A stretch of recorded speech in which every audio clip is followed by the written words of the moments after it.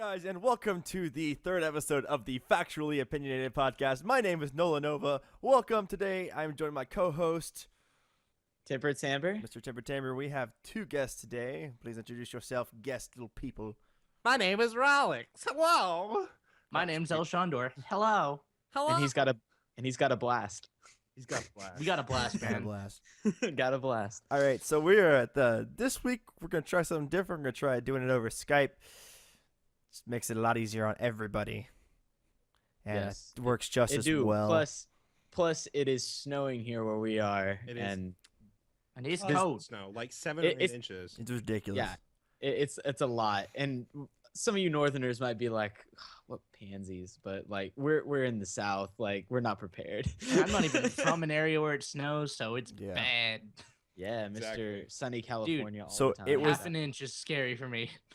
So it was the perfect time to go ahead and try this out, I think.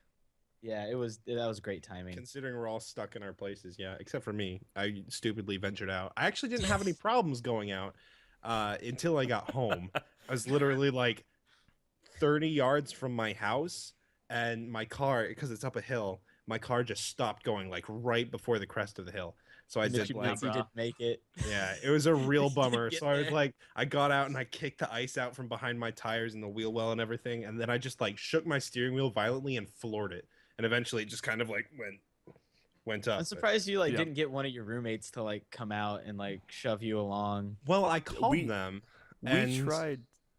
Well, go ahead. I was gonna say we tried to push cars out there earlier, but it's just too slick. You don't get a grip behind it. Yeah, I mean, I called them, and then I was like, no, I don't really want them to come out. I want to take care of this myself, so I just floored it. I started shaking the steering wheel. I reversed a Wanna little be a bit so I man. get some snow on me, and then I just floored it. See, I know where you got stuck. Like I know where you are, and when you did that, and like I could see you just plowing through someone else's apartment when you like finally get traction, and just like boom. I was thinking about it. I like turned into the subdivision. And I was like, I could just floor it or like handbrake a turn and just slide and just like all go the- into someone's apartment. It'd be hilarious and Just awful. do- It'd be It'd be hilarious. pretty awful, actually. like if someone like videotaped you actually drifting like around that corner, like Hoonigan would have called you up immediately. Kim Block would have been on the phone. Yeah, for real. What is it? HOA. They would have had my ass. Jeez. But anyway, so it made the perfect time for us to try something a little different. But the rest of it has not changed. It's still Timper and I. It's and you can still look to the side of your screen and you see which side is it? Whichever This way side? that's This gonna side? be. This Which side. And you can see your topics. We got 4 awesome topics today, and so Yeah. we're gonna go ahead and get At started least 4 with main topics. We might. with the tangent first as one. usual. Well, I mean that happens, but so our first topic of the day. This is El Shondor's Is it favorite. Witcher? This is me. It This is Witcher. me. Okay, Ugh. so news of the last week that the final Witcher 3 expansion, Blood and Wine, is actually going to be Geralt's final adventure. I said that right? Yeah, Geralt it's of Rivia. bittersweet. It's bittersweet, Geralt. man. Such a badass name. Geralt. This is an awesome name. Geralt of Rivia. But so according to CD Projekt Red senior writer, I'm not gonna say this right, Jakub Zamalek. Yakub You said you weren't gonna Shazamalik. say it. Zamalek You said you weren't gonna say it. has Ya- I know I said Jakub I'm not going to be able to say that. That's what I said. Shazamalik. Has indicated that Blood and Wine, the upcoming expansion for The Witcher 3, will be Geralt's last story as the main character. That is from Nerdist. That's kind of, I mean, even for me, like I'm not necessarily a Witcher fan. I mean, I've played Witcher 2 a little bit, but for me, that's kind of like the first story that I've really heard of where they said this is this character's final story. Yeah, this it is that's a weird point for me too, because I grew up with the Witcher games pretty much as you know, a series that pretty much debuted in 2007. I really got behind the lore, and it's kind of hard to kind of believe that it's coming to an end already. It's kind of like imagine if Master Chief like was no longer the main character in a mean- Halo game. I mean, and it- ODST happened, but he was still alive. He was still around. I imagine we still Geralt's got a gonna four. die. I mean, well, no, I don't think Geralt, so. I don't really see it ending like that. I just kind of think that if they continue it, because without going into any spoilers here, like the game has like 36 different endings as is, and then they might add more with this DLC. I didn't know But- that. Yeah, Jesus, 36 ending, 36 different ways the world can end. Oh my but- god. Most of them have some sort of way for really there to be a way to continue on, just like another character taking over. There's definitely one that I am very certain of what would happen, but it's then for Geralt. So And according to the Yeah. Nerdist article, it does say the wording of the writer's statement, Shazamalek's statement, appears to leave some room for Geralt to appear as a supporting character in future Witcher games or expansions, which I could see that happening. Bring They it can't back. just be won't- done So, with they- him. so Yeah. if they kill him, is it going to be like a Force Ghost kind of thing? I don't know anything about Witcher, so are they Force going to have him Ghost. just like be like, "Ooh, Luke, use the Force," and then the character will go, "What? Why the fuck am I using the Force? I'm hearing. I'm a witch. I use magic." I'm now hearing "Ugh." that in like in Star Wars, instead of like, Luke, turn off your targeting computer, like, Luke, turn off your targeting computer. I mean, we are definitely in like a world that, necromancy Yes, exists. turn her So off. I'm sure there could be some way, but I really hope they don't go to that. It could be like Necromancy. it could be like the it could be like that baby that was floating around in that one mission that I saw you play.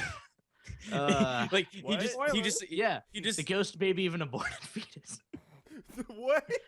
Whoa. Moving on. it was a miscarriage. It And- wasn't Sorry, an miscarriage. Moving on from that stand. my theory with the idea of how he's going to be transitioned out as a main character is that short guy that you rescued, the weird looking short guy with the big eyes, and he's like, I don't talk, but I'm going to lead you to the place, and then he talks later in the game. I think he's going to cut your Achilles tendon on both feet, and you're just going to go, I can't walk anymore. You know, And he's just gonna forever sit there and give you advice later on. I would laugh so hard if like that actually happened. Just, like, Like whips at out his, least like, like little even imp like switch. remotely close. you know what I think's gonna happen. He's What? gonna cut your Achilles tendon, and then he's gonna shoot you in the knee with an arrow, Crossbow. and then No. Geralt becomes a guard in Skyrim. I am the moderator of this call. I could kick you for that reference. For the dank memes I'm bringing. Dude, I would love an Elder Scrolls Witcher crossover. I'm sure there's a mod, but I'm sure there's a Geralt. If I can get the Fellowship of the Ring into Skyrim, hey, I killed my fellowship. Wow. I know you They did. got I in the watched way. it happen. you I watched it happen. Damn, that's just ice cold. Dude, my Skyrim playthroughs are ice cold. I kill everything. I'd believe it. I'd believe It it. really does. He also crashes the game trying to kill dragons. That's because I have way too many mods. I'm trying to push the boundaries. Are you killing dragons or are you killing Macho Man Randy Savage? Well, no, I'm that's killing Fallout 4. the Thomas the Train What? Engine No, that's- dragons.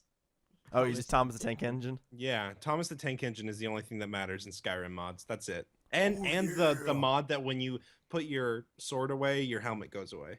I like That's that true. one. No, there's also the one where the There's a the mod crabs for are that. Zoidberg. Oh yeah, I forgot Woo! about that. I do love me that mod. Why not both? But The So Won't we just eat him? so I mean, unfortunately, there's not much more we can say on this fact that it's Geralt's last Well- adventure, other than the fact that it's Geralt's last adventure, and that's Well, I mean, Really there's kinda sad. 20 hours of gameplay, so there's got to be that's some. ridiculous. Yeah, 20 hours of expansion, gameplay and a 20 hours of DLC? gameplay. That's a Yeah, lot. that's more than a lot of games. It's more like Yeah. Call The of only Duty one that I campaign. can think of that compares to that would be like a Fallout or No. Undead Nightmare. I wouldn't even. I Undead, wouldn't Night- argue Fallout. Undead Nightmare was like 15-ish hours long from Fallout. Red Dead Redemption. 3 and Fallout New Vegas were about 3 to 6. Really? Yeah. Yeah. They I were was gonna short. say Skyrim's expansions did have quite a bit of content in it too. They had I about- don't know if the they had story about was 15. 20 hours. I think they had like 15-ish hours in Skyrim. I mean, Yeah, who's that to sounds say like about that right. might just be the storyline too. There's probably because Witcher is packed Lots of full side missions. quests. Well, yeah, because Wafael, okay, Shandor is literally like further than. Are you further than him now? But Than Wafael in Witcher? well, the issue is that we're doing the same playthrough, so I have to Yes. wait for him. But I played more of the story. I was there for the whole thing so far. Yeah, because Raphael likes to destroy side missions for some godforsaken. No, he broke Saints Row Get Out of Hell because my he gosh. does. He did all the side missions first. To be before fair, his Get Out previous of Hell was a piece of shit. Oh, it's a bad game. So- No, well, no. Here's the thing. He did all the side missions, right? He did all the side missions, and because of that, he gosh. was at such a high power that it sent him straight to the final boss. What? Yeah. I mean, He was so OP that it sent him straight to the final boss. He had no storyline. It sent him straight. Yeah. oh, so actually that killed, explains like, why he's so mad about it then. Yeah. He I've killed always like wondered- the hidden bosses in the game too before even getting to the final boss. He went straight Jesus to Christ. Satan. He had no storyline. It's like, hello, welcome to hell. Yeah. Pretty much. Yeah. Hello, welcome to hell. Oh, here, there's Satan. Yeah. Oh, hi, So Satan. that happened. So yeah, that's So- why. That's why he doesn't get very far in games. So far, we haven't broke The Witcher, so that's a good thing. But, you know, there is a game that a lot of people are hoping won't be broken. Hold up. Before we move on, Oh. I want to air my dirty laundry with The Witcher. Do All it. right. Okay. Do it. Because Alright, I've do got it. some fucking beef with that game. All right. Picture this.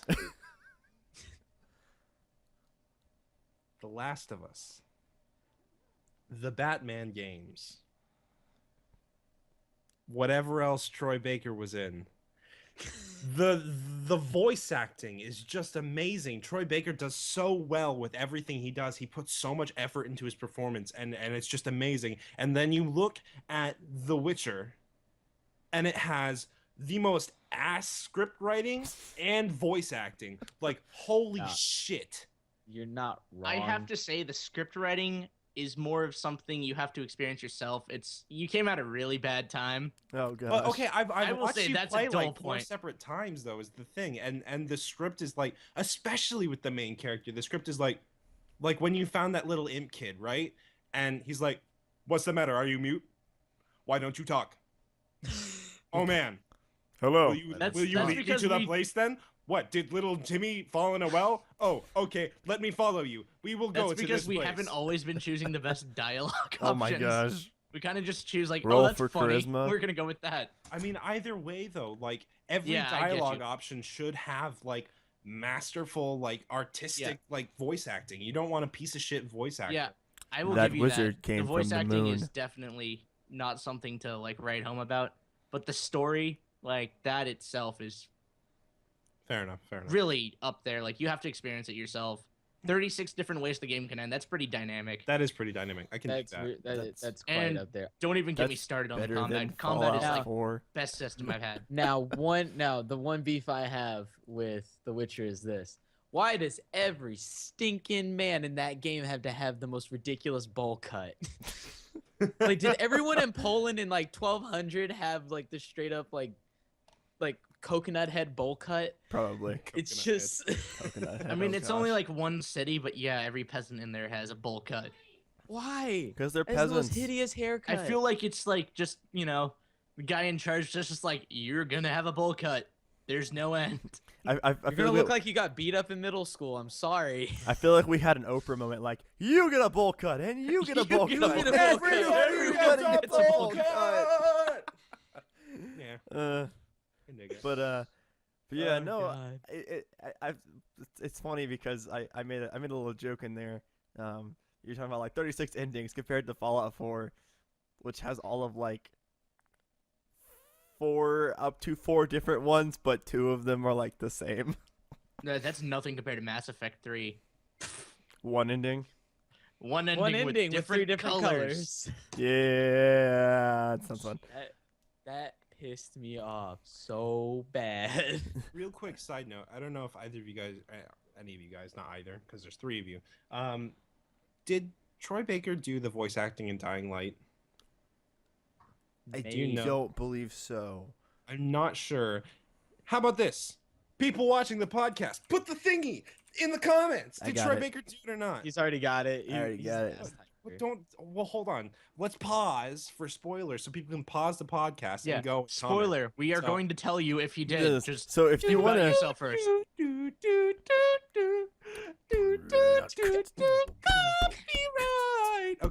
spoiler Are you alert talking over- about like the main character in Dying Light? Yes, the main character. in Not at Dying all. Light. Was he No. in Dying Light though? That was Roger Craig Smith, who has done. I saw something. I saw Assassin's Creed somewhere. Oh, interesting. It was the voice of Chris Redfield and Ezio. Is the guy who does Ezio. the okay, voice in cool. Roger Craig Smith. You want to know who else also he's been? Hold up. Batman. You Oh, want to know no. who else he's been? Sonic Who? the Hedgehog. Rolling around at the speed of sound. Dude, Real quick Dude. side note, this Oh, is kind of a you're right. relevant podcast topic. There are rumors that there's going to be a Sonic Adventure 3 battle. I'm okay with this, but it's probably gonna be crap. I'm very hesitantly excited about it because as a child I enjoyed Sonic Adventure 2 battle. It's great. The script was terrible. Voice acting was terrible. All of that was terrible. But as Gameplay. like an The 11, space 12-year-old colony arc. going around playing as like an angsty like black and red hedgehog with fucking like light up shoes and all that cool stuff, like I was so down for that. Hey, Like, I it was- wonder what that sounds like. That game you just described. Bad voice acting, bad script writing. Yeah. Ooh, sounds I'm like aware. The I'm aware. Division. Oh wait, no. The Division. So speaking of The Division, So, that's a are- game that's coming out. are- Tom That's a Clancy's The Division. Are you guys? Is, yeah. is anything else want to say? Anything else about The Witcher 3? No, We're gonna I'm move done. on. I'm good. Except for the fact that there's a movie coming out, and I really don't know how that's gonna be Can I next kick year. him? There's From a the call. wait. There's a Witcher movie coming out. Technically, there's already a movie and a TV series, but they kind of got really bad reviews. I'm not But surprised. the movie coming out next year is supposedly directed by the same guy who did the Mummy series. So Ooh, is Brendan Fraser going to be in it? probably. What that was is the a name I've last thing not seen Brendan in- Fraser was in? Scrubs. Oh, okay. Yeah. Yeah, he Actually, was, no, wasn't no, he? no, no. Wait. Journey to the Center of the Earth. That was the last movie he was in. Which was what 2011? But he was in Scrubs as the T10. He was Carrie Dr. Cox's brother, right? Yeah, brother-in-law. yeah. All right. I'm getting emotional thinking about it. Don't. Yeah, make I me know, right? Okay, so we're gonna go Alrighty, ahead and so- move on to the Division, and Let's do it. so this week we got some news about the Division. That we got a final map size was revealed, and it's a lot smaller is. than people thought it was going to be. I mean, Including leaving out some pretty important places, don't you think? Yeah. So what from the original footage from E3 2013, which has been severely graphically downgraded as well. unless it's PC. Well, I don't know what they're showing it on at this point, but yeah. So an interview between creative director Magnus Jansen it's probably Jansen, and Examiner, that the game is only going to take place in Manhattan and won't cover other areas at launch. That does not mean there can't be DLC that expands, but the original E3 footage was set in Brooklyn. And so, Yeah, I'm just like, I want to shoot up in the Brooklyn banks. Is that so much to ask? Like, I don't know. So I'm interested in this because, and I have no interest in this game at all. I'm not really a big Tom Clancy guy, although, what is it called? Rainbow Six Siege looks amazing, and I'm probably gonna buy it soon. But You should play um, with me. yeah, I will. I'll put you- But essentially, what it seems like is going to happen with this game is similar to how Battlefront is going to be. So I wonder if people are going to get as up in arms about this game as they did about Battlefront. well, Here's the. Okay. Yeah, go ahead. I'm gonna say this. Recently, Ubisoft brought out a bunch of journalism people for gaming and whatnot, and like big YouTubers to come About out and play the ethics game. and game journalism. Yep. Sorry. Yeah, but anyway, they brought them out to play the game, and people like Angry Joe and IGN and GameSpot and everything, like they all went out and played it. And I Mhm. watched Angry Joe's like hour-long video. He had 3 hours of gameplay, but he only got to put in an hour of it. Uh-huh. And then he also put in his thoughts and everything at the end of it. And his big thing was that there was a lot of things there were quite a few things that you saw in the E3 footage earlier that is not in the game. Mhm. And like it's funny because when I was watching the gameplay, one of the big things was that you saw someone open a car door and they had the squad push it while they're taking cover. Right. And he's like you can't do that in the game. And the developer that was talking to him, like his group that were playing it, Mm-hmm. like he was trying to cover it up the whole time. Oh my Like, God. he was trying to throw dirt on it so fast, and I'm just like, oh. But at the same time, I'm thinking it from Ubisoft's perspective of, yeah, it's a cool idea, but at the same time, I'm like, I wonder how broken that was in like alpha testing. Well, You know what I especially if mean? you're doing like online multiplayer, the desync for that would be so real. Oh Like, yeah. Yeah. even just a few milliseconds different would just totally fuck that up. And here's the thing, it's an MMO. Yeah. Like it's gonna Wait, it's an have those. MMO? It's an MMO. Yeah, it's an MMO. It's a third-person MMO. My issue with the Division, and don't get me wrong, I'm excited for it. Pretty much all things MMO, I'm just like, yeah, do it. But this reminds me too much of keep the going. Secret World.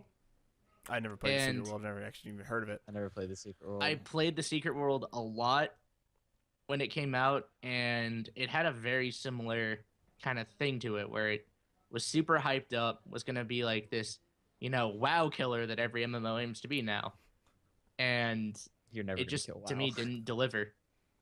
Fair enough. Well, for me, so I've really been looking forward to the Division. I'm really excited about it. Because Us three got beta codes. I sent you one, Nola. I sent did? you one, and I know Chandor did. Mm-hmm. Yeah, we all got beta codes. it didn't send me a beta code. How did you get a beta code? I got to send out 3. It didn't. You That didn't was send weird. me one. It That's didn't give me an cool. offer to join I the sent beta you- code, but like it didn't You give send me. me one. It didn't. It there's didn't actually one- give me a there's one on- code.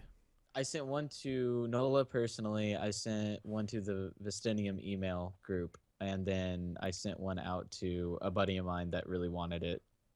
So But Yeah, one of my friends got a that same thing back home and sent me one. So which also, for those of you who do not know, the Division beta starts this next week. yes, will be it coming does. It out. starts next Friday. Yes, I believe so. But this is a game that I've personally been extremely excited for. I've personally been really watching because I think it's a really cool idea. It's sort of, I've seen a lot of people kind of say this is what Destiny kind of should have been, almost like like a sort of shared world, not really an MMO technically, but more of a shared world shooter that you could play with friends. And I just really I think that like this could be really well done if it's well done. See, and one Yeah, thing that I've exactly. noticed, and one thing that I've noticed about it so far is that one thing that Tom Clancy has always done very, very well is gunplay. I'm a huge Tom Clancy fan. Like I've been playing since Ghost Recon 3, I think. I've been playing since forever and a long time ago in that, and then I've played every and finished every single Tom Clancy game since then. So, I'm a Some little of bit those older biased. ones are worth some money. They are. I don't have 3 anymore, sadly, but That one's gonna worth a do? lot of money. yeah, I know. So anyway, so from what I can see, the gunplay is good. It's very exceptional. Like agree. Ubisoft knows how to make a Tom Clancy shooter. They know how to do it. It's Indeed. just the thing that I'm worried about is how they are going to implement the MMO aspect of the game, which is like leveling up systems and everything of that nature. And from what I can see, which I like, is that it's more your gear. You get more gear. You can get better gear, all that. But it seems like a lot of it is kind of preferable things, like I don't know, like optics and whatnot, like a red dot sight. I mean, in third-person shooters, oftentimes I don't even use a sight unless it's like a big scope because it's a third-person shooter. Uh-huh. Like I Doesn't really don't really help care you if I out. have.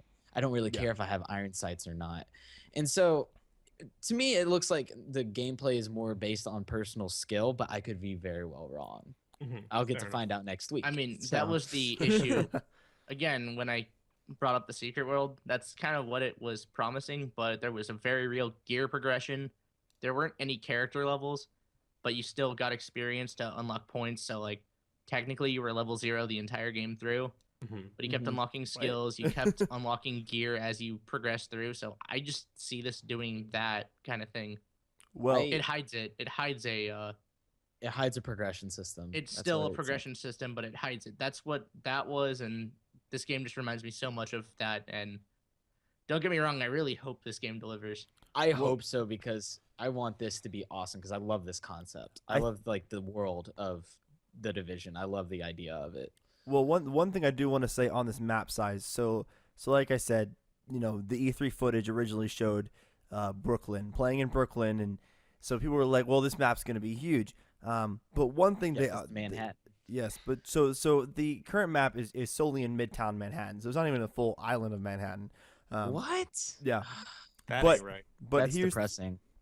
but apparently, they have gone apparently big is sort of if there they have gone through and have no if there. recreated. Shut up. Have recreated it 1-to-1 as best they could. Ooh, that's is awesome. insane. Okay. That's awesome. Like if I can have a battle in Central Park, hell yeah. It's Dude, not in the Manhattan's game. huge. Central That'd be Park's not pretty in the dope. game. Yeah. I mean, it's an Yeah. MMO, so like there's gonna be expansions. So Yeah. Well, yeah, and the big keyword there is in the article that we're referencing is it literally says won't cover other areas at launch. yeah, at launch. MMOs always have updates. I've never heard of an MMO that just releases a full game and then nothing. Well, Yeah, right. No DLC. And so, but again, that kind of leads me right back to what I was saying when we started talking about this. Are people going to get up in arms about the fact that more to come, like they did with Battlefront? I think if the world is 1-to-1, like Manhattan's huge. Mhm. Like it's massive. Also, you have to It's- keep in it's mind a- that you're walking everywhere too. yeah, you're Yeah. walking everywhere as well. Like there's no driving or anything of that nature. Right. Right. So it's like a 1-to-1 replica of Manhattan. Like And it's going to be huge. it's gonna be big. Like Right. people feel like they're getting cut short because they're just like, I saw Brooklyn. Exactly. they promised So, everyone. I want the so- whole island of Manhattan. I'm just like, do you know how long that would take to develop? Well, exactly, and that was the reasoning behind this kind of. And don't take me as an EA apologist. Trust me, I fucking hate EA. But that I feel like that was part of the reasoning behind releasing the DLC for Battlefront as it went along. Because honestly, the amount of maps we have right now on Battlefront, I'm content with. Like, it's just enough to make me happy, except for Endor. I fucking hate Endor. But it's so hard to do anything. It's too dark. It's miserable. If you play as the Imperials, you're fucked because you're bright white. You stick out. The Rebels are green. They sit right They in. blend in, yeah. Mhm. Bullshit. But anyway, not my point. Staggered release, lost it. But my point here is that I feel like it's a very similar concept. And I'm just curious as to if people are going to be a little more apologetic because this isn't an EA game, and it's not necessarily something that's like playing on people's nostalgia. I think here's the thing. They need to play their DLC very well. Yeah. They need to maybe make the first expansion or two free to people. Get them nice and hold happy. up. Make sure we're talking about Division, right? Yes, the Division. Okay. That's what I'm saying. The Yeah. Division. Like when they come out with it, like they need with the first updates, they need to make them free. Period. That's just. I think that's what they need to do if they want to make people happy, because they can see that EA is just getting bashed. Yeah. Hard, super hard. Well, and So it's. Oh yeah, you can go on. Oh. I'm pretty much done. So yeah. Well, I was gonna say, one thing we have seen too is we're starting to see an industry shift back to the idea of free maps, such as like Halo 5. Now, we're not really gonna go into Halo 5's map practices because they have not been particularly great. But I know a lot of people are very anti microtransactions, and I completely agree up to a point of like any sort of microtransaction that makes it a pay to win, that affects the game, affects the balance. That should not happen. That's Right. not acceptable. But the business model has shown that people are willing to buy cosmetic microtransactions, and they will spend the money. They will do it. CS:GO broke everyone. CS:GO, It Dota, changed the game. League of Legends. I mean, all you Payday. do is Payday 2. Payday. All you do is pay for very basic cosmetic stuff. But if you can make your money off of that and make the games make the DLC free, you need to do that, because DLC splinters the community, and it's the reason so many games die so quickly, I think. Well, That's what not the Heroes- only that's what reason, Hero- but Well, okay. Real quick to tap on that, I have some beef with that because I don't like shelling out money after I bought full price for a game, especially if it's like stupid little bullshit DLC like skins and stuff. Take somebody like 5 seconds to code that shit. Whatever, that doesn't matter. But what I'm talking about is like full-fledged DLC with like proper content. I have no problem paying for, because the devs even though yes, the main game is still being bought, they put in more work hours to make the expansions, to make in all that kind of stuff. And maybe it's just because I spend a lot of time doing computer stuff now and like doing programming and all that kind of shit.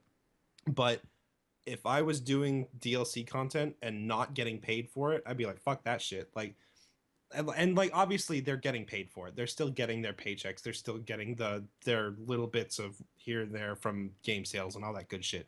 But it gets to a point where if all DLC was free, why would they make it anymore? Because then they could just not bother and not waste their time, and people would still be perfectly content with the main game. You know, so I think it gives us the opportunity to have more growth. I don't necessarily agree with all the DLC practices. Like I don't, as much as I go, Star Wars is going to be kind of like staggered release, all that good stuff. I don't necessarily agree with that. Dying Light, however, just released a new DLC that's like a whole new story mode, so that's really cool. That's the prime example of DLC done right because it provides content, and like what we're talking about with Witcher, with like the 20 extra hours of gameplay, that's DLC done right. Yeah. Completely. And that kind of stuff deserves to get paid for. So I don't necessarily agree with that DLC should be free and everybody should get free DLC, and Bernie Sanders is going to go around throwing DLC codes at everybody. Yeah, dude, Oprah again. You get a DLC, you get a DLC. Oprah and everyone Bernie gets team DLC. up. But You get a DLC, but and at the you get a but at DLC. the same time, something like 4 maps and a zombies map for $15 in Call of Duty is ridiculous. Right, and Yeah. that's because they're taking advantage of the 13-year-olds that play Call of Duty. Oh, completely. Like I was. I mean, I still And buy Matt the is now. DLC. I still buy the DLC for. I mean, if it's a Treyarch game, I will buy the DLC for it because it's zombies. My only I issue with Didn't Treyarch buy DLC any of with the DLC for Infinity Ward or for Ghost. Not at all. Zero. Hats off. Here we go. You can see the big line where my hat was. Yeah. Yeah, my only issue with DLC for Division is, I mean, I'm a Don't World make of it Warcraft suck. player for so many years. You've Every been time a buying new expansions expansion comes, $60, same Fuck price as a new me. game, but it basically is a new game. Does it justify it? I don't know. Some expansions obviously are better than others, but at the same time, I can't really say I didn't get my hours out of it. So Yeah. Here's my thing about World of Warcraft though. World of Warcraft is the biggest MMO, one of the biggest games to ever exist. Period. yeah, They can do that. They can Yeah, make an expansion $60 and no one's gonna give a crap. Like exactly. they'll be like, okay, I'll pay for it. Here's the thing, the Division's new, so Yeah, it's like new I IP. think, like I said, I think But maybe Tom the Clancy isn't though. That's a good the point. That's exactly what I'm Tom getting Clancy at. Though. isn't. Tom Clancy isn't. But here's the thing, though: there is no sense of nostalgia or reputability from the Division, except for the fact that it is a Tom Clancy game. Well, yeah, and we but all the saw what name is happened what's with gonna sell. But But here- even so, End this War, please. yeah. But even so, You just didn't play Tom End War. Clancy doesn't. Tom Clancy doesn't sell things like he used to. The No, he name the doesn't. name brand is not. Yeah. Because a lot of the previous stuff used to be based off of his books, and Right, now it's nobody just does like, anymore, oh, so- Tom Clancy. Yeah, we'll just throw the name on there. It becomes it's been diluted. It's a good way Yeah, to put it's it. still got the Tom Clancy like feel to it because This means like, real. that's one thing that Ubisoft's done really well with, in my opinion, is keeping like the Tom Clancy like the vibe alive. I've always liked that about them. My thing about Tom Clancy games is that lately, and I haven't paid a lot of attention to them, so I could be entirely wrong about this, but with Rainbow Six Siege and with Division, from what I've seen of it, I feel like it's moving away from like the spy stuff like Splinter Cell was and that kind of stuff. Well, And the- and you I have- like that. Well, what you gotta understand is that Splinter Cell is that is literally not even like 20% of their catalog. No, that's fair. Um, I don't be- play a lot of Tom Clancy, so I don't know. I Like, just a remember I lot of- really enjoyed He Splinter wrote a lot of books. What he was Well, I know alive. that, He wrote yeah. like all over the place. So Cell. I But just figured he was like a general like spy kind of, no, because I didn't with- really read them all. He gets a So- See, lot with of that Tom vibe, Clancy- but he's not just that. See, with Tom Clancy games, it's not necessarily like spy gameplay, but a lot of it is stealth oriented Mhm. in And the sense realistic. that like, very realistic. If you go back to the old like the old Ghost Recons, they're so hard, so hard. Oh my gosh! But it's like for instance, Ghost Recon. It has a lot of forefront combat in it and everything, but at the same time, like Future Soldier, the majority of that game is like covert missions, kind of like gillied up in COD 4. It's a Mhm. lot like that. Great Now mission, by the Rainbow way. Six, it's like you sneak around for like 2 minutes and then you kick in the door and you break teeth. Okay. Like that's kind of how it's always like. Tom Clancy, while it is like kind of stealth oriented, it's still in your face for the most part. Splinter Cell, different story. Fair It's a enough. Yeah, spy game. He has a really Like- good balance between stealth and like run and gun gameplay. Yeah, That's what I've always found. yeah. And So- like the multiplayer is definitely the more running gun of the parts of the games. Yeah, that's So what I'm saying. I will say, kind of going back to the topic a little more, more directly. Oh wow! I thought this was America. I will say that to me, because it's going to be a one-to-one recreation, as long as there's enough stuff to do, enough variety. That was one of the biggest problems with Destiny. Was Destiny, the missions had no variety in the base It was game. redundant as all Right, get grind out. fest. And yeah, it was a grind fest completely. It was defend with wave enemies, and if Massive Entertainment can do that sort of style, like an immersive world, a one-to-one recreation with a lot of different stuff to do, because then you've got the single player world, the co-op world, and then you've got the Dark Zone, which is your true MMO. PvP going up against everybody else. You can team up with them, and there's a lot of sort of like write your own stories in that area. And so I think that it's got a lot of potential if it's done right, and the change in the map size just doesn't really affect my opinion of the game. The Fair enough. one concern I have with it being a grind fest, which I don't really see it being a grind fest, because like me, when I'm just like, I'm tactically shooting people, this is awesome. Yeah, it's the same thing over and over again, but like each situation's different. So it's, that's kind of I see it. But the one thing I have a discrepancy with is that, are they going to like kind of all be the same kind of enemies, like all have the same health, or you know what I mean? Because from what I've seen, it's just normal dudes with guns. If you Mhm. watch, you said you watched Angry Joe's video, right?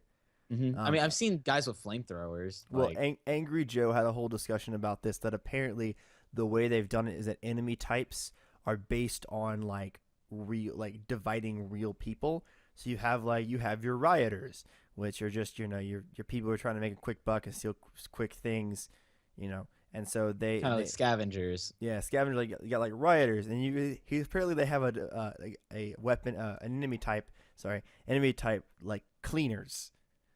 Oh, the cleaners they're terrifying. Those are the ones with flamethrowers. And so And there were three that in Angry Joe, and there was another one, I can't remember what it was, but there were the dev was saying, oh yeah, there's plenty of other enemy types that you haven't run into yet. the cleaners they're crazy. Like, from what I've seen is that if they see diseased people or people that are out in the dark zone that are running around and whatnot, they see them as diseased, and so they immediately try to kill you Oh wow. because they are trying to exterminate the disease, which is like some kind of smallpox thing.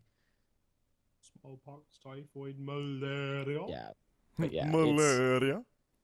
did you guys see the live action stuff that like Corridor Digital, Rocket Jump, and Devin Superchamp did for it? I watched a little bit of it.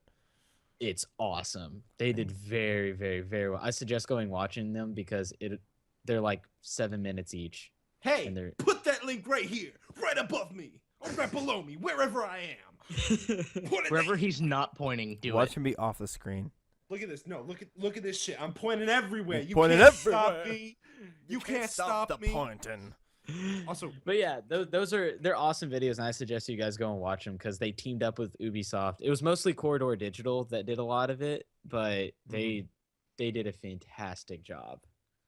All right. Fantastic job. in a quick entertainment news thing that popped in my head as I made a series of unfortunate events reference, and I just want to talk about this for like 2 seconds because I love a series of unfortunate events. Neil Patrick Harris has been cast as Count Olaf. Olaf in the Netflix. Yes.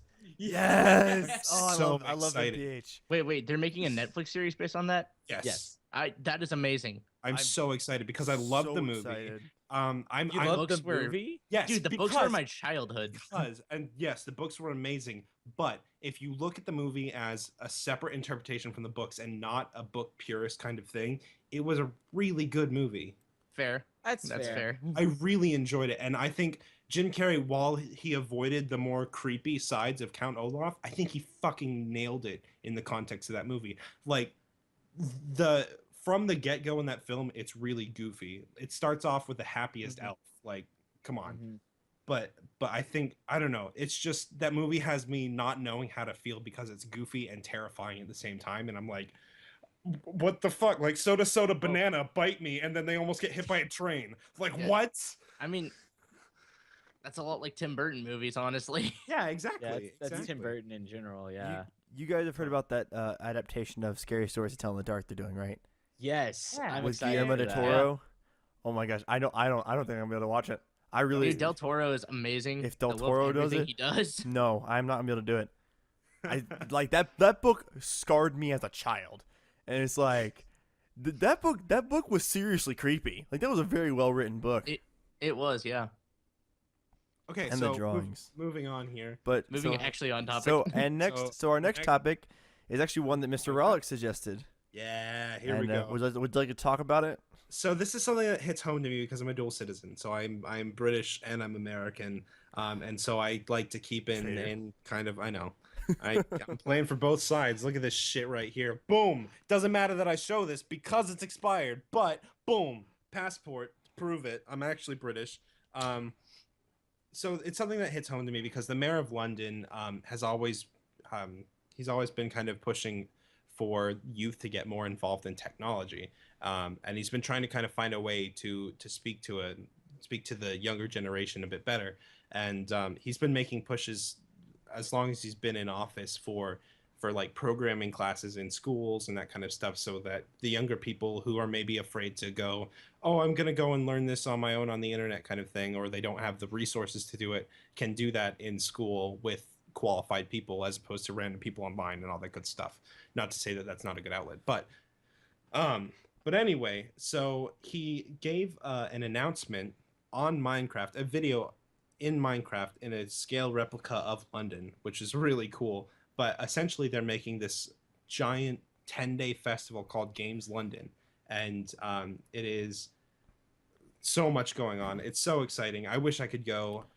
It's like smack dab before PAX East, so I would go, but I'm already spending a lot of money to go to PAX East, so I can't. Yeah, Vistinium will be at PAX East. Vistinium will be at PAX East. I'll be. Not all of us will sure be there, but myself and Gawkle22 will be there, and maybe someone else if they show up. I think Gawkle actually says he has a couple extra Saturday tickets if you guys want to talk to him about Definitely.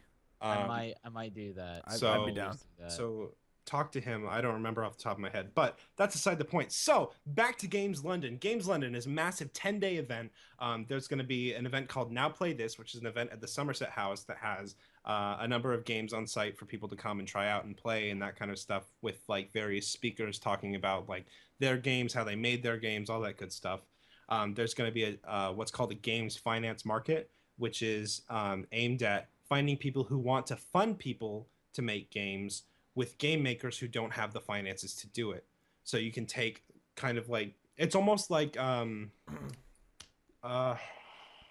Devolver does this. They go and they take indie titles and they fund them so they can make them better, and then you get amazing things like Hotline Miami, Not a Hero, Broforce. Hotline Miami was dope. Hotline Miami was amazing. If you haven't played Not a Hero, I highly recommend it. It's like Hotline Miami meets Broforce. It's really good. Like Interesting. really Try good. that. And it's goofy as hell because you're helping Mayor Bunnylord, or he's not the mayor yet, but he wants to be mayor, and he's a purple rabbit in a suit. And at the end of every mission, you go to a cafe and get milkshakes. It's hilarious. But anyway, so the games finance market, it's going to pair up investors with creators, and it's that alone is going to do so much for the gaming industry. The BAFTA Game Awards are going to take place then, and then there's also going to be Rezzed, which is giant trade show based around Indie-centric. indie games. It's going to be really cool. I'm really excited about it, and I don't know, it's just really exciting that Boris Johnson, who is the mayor of London, even though he is a bit older, he's not that much older, but he's a bit older, he's really making a very good effort, more than anybody, any leader that I've seen in the world. I could be wrong, but more than any leader I've seen that has gone, I want to appeal to the younger generation. I want to get them involved in technology. So I'm going to go and talk to them in a platform that they understand. I haven't seen Obama go on Minecraft.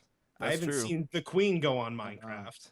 I haven't seen the fucking King of Morocco go on Minecraft. So, Specifically Morocco. well, Morocco's relevant to me, you know that. I know. But yeah, so it's really cool.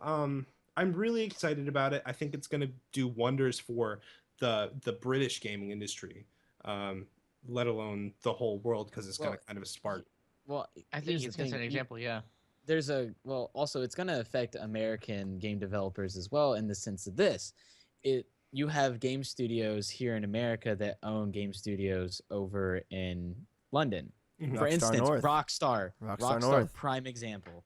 Well, it's Like- actually the other way around. Rockstar started in Scotland and That's right, you're branched right, out, yeah. So, but I get your point. Hey, it's in Scotland. Yeah. Well, they're owned by 2K, which is an American. They're owned by company, 2K, who is an American company. When did that happen? or not maybe, terribly maybe they're long not. ago. I know 2K is the publisher, Okay. But yeah, it's but yeah, I mean, like, it's gonna affect those. I know EA has a London office. Mm-hmm. Pretty much because that's everybody who- has that- London That's who. Dice has I a mean, Stockholm office. that's who makes FIFA. The studio that makes FIFA is over in London. To my knowledge, I believe they might have switched in the past couple of years because I haven't kept up with it. But I think they are it has the potential.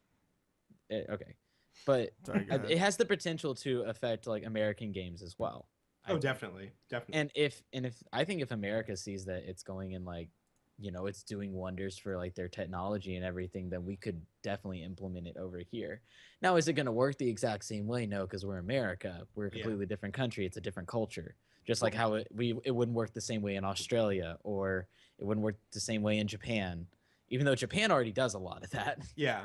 Well, see, and the trick is we kind of have that a little bit. Full with sale. With E3. We have Okay, yeah. very much like the come play games and watch talks, and Game Awards. They do Game Awards at E3, Well, right? we Some. No. Well, No? they have a best of show E3 award. Yeah, but that's what I was thinking. Yeah. Of. But then and obviously E3 is a giant trade show. Obviously it's for bigger publishers, but I feel like that's where things like PAX Southeast and all the other PAXs kind of thrive, is with the more indie market. That's one of the things that the US has, though. We have a lot of smaller events. Like, we've got the big events. We've got E3, we've got PAX, but we've got stuff like MomoCon and DragonCon and all these conventions where gamers go. And Comic-Con, I mean, that's not necessarily a small event, but games are a smaller part of it. When you look at the European market, you've got Gamescom, and that's really it. No, Actually, there's a no, it's German not one. true. There's a German one. I can't. There's think a of it. German thing for everything, though. There's- Something 93. Well, You're thinking of Insomnia. Insomnia happens a couple times a year. Those are and big ones, though. I know that. Insomnia is weird. It's not quite big. It's big, but it's not big. It's not E3 big. It's kind of like PAX. Yeah, kind of. Okay. It's kind of funny when you look at like the European game stuff and excluding the really big one in Germany. That's name escapes me, and I think it was actually Gamescom. Gamescom is in Germany. Gamescom is the one in Germany. Gamescom is in Germany. Yeah. You're right. Yes. So excluding Gamescom, most of the video game conferences and that kind of stuff, similar to like PAX and E3 we have in the States, have been small. So this is their big thing. This is their E3, Yeah, and entirely. it's really exciting. In 10 days. Yeah, exactly. They're- E3 is Yeah, only that's a 3. long event. it's going to be crazy. It's going to be so cool, and it's going to take place all across London. And there's going to be so much going on. There's going to be so much for the video game culture to just absorb. And I'm so excited. And the really big statistic of it is that they're putting $12 million That's ridiculous. into the British gaming industry doing this. Wow. It's huge. amazing. Now, the one thing that I'm really I love about it is the whole like trying to appeal to young people to get into technology. Because, okay, when I saw that they advertised this with Minecraft, I immediately think like 13-year-olds. You're not looking at a whole lot of college students. I mean, we play it, obviously. Yeah. But like, On our Twitch channel over on twitch.tv twitch.tv/Vestinium. Oh, put Links the in the link right description. there. Put it there. It's going to be in the description below. anyway, down. there. But anyway, like, when you think Minecraft, though, you think like demographic of like 10 to about 15, right? Right. Yeah. And that is genius that they chose that, because I'm like, that is where you are catching kids at their one of their most vulnerable points in life. Yeah, and Literally, that's also 'cause where they that's- absorb things. Like Yeah, that's where where that you you learn to is- learn decide. languages as young. Yeah, exactly. Like that is the epitome of like where kids find who they are. Yeah, Like for entirely. instance, like I'm at a music school because I started like really getting into music when I was 12. Like that's when like I started doing it and everything, and like when I was 14 I realized I'm like, this is what I want to do for the rest of my life. I started a Like gaming that- company because I got really into games at 12. There you go. Yeah, Exactly. That's like where I know, you like- set you're your right, foundations though. for what you're gonna do. it's like, while it sets foundations, everything, while it might not be like the end all be all thing that you want to do, because like even Right. though I'm in college and like I want to do something in music, it's something in music, it's not It's not. necessarily I want to that do thing, this specific thing. Yeah. which is why it's genius to get them into technology in general, because what they are interested in right now is gaming. That is what they are into, and that's what they have time for. When they get older, they'll still be interested in technology, but it might not be gaming. It might be some like medical device. It might be something in transportation. It might be something with like money. Like you don't know, And it might be but something that's what's so gaming. great about it. Everything Well, could yeah, change in like- 10 years. Exactly. Exactly. And if you go and if you look at the British public schooling system, a lot of schools now, especially in London because Boris Johnson's pushed it, but you see a lot of like Minecraft mod classes where they sit down and they teach you Java so you can They teach make a you mod in Java to Minecraft. code. Yeah. Exactly. So you get that the kids get that payoff where they go, I made this thing in Minecraft. I changed the game. I put my little flag in it. And then that makes them so excited. And they go home and they go, Mom, look what I did in class. And Mom goes, that's awesome. Here's a computer. Do it here. Make another one. Make Yeah. more mods. And Yeah. then the kid sits there and yeah, everybody will go, oh, your eyes will turn square if you keep looking at that computer screen there, bucko. But he's building these amazing skills that I am so jealous. I wish I had these opportunities when I was younger. Same. Because Exactly. like Because because like, now I'm learning all this code and I'm like You don't I'm retain it. struggling. Exactly, because I'm like, okay, what is this in fucking Unix? What is it in Java? What is it in C++?